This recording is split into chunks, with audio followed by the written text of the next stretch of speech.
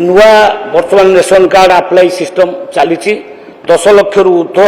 लोक अप्लाई कर सारे कथा आम विचार को नौचु।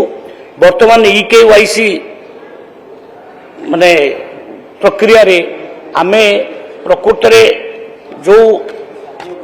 कार्ड गुड़िक बर्तमान अच्छी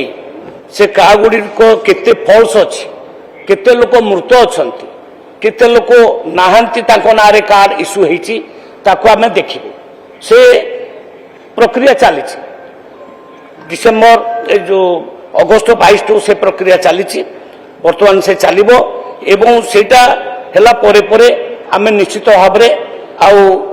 जो जो नुआ अप्लाई करथिबे तांको आमे दबु प्राय सेप्टेम्बर मास सुधा आमे आरंभ कर देबु नुआ राशन कार्ड दबा प्रक्रिया। वर्तमान सुधा EKYC रे 44,37,000 लोकंकर जो डिटेक्शन वर्तमान सरीगलानी ये प्रक्रिया वर्तमान चली।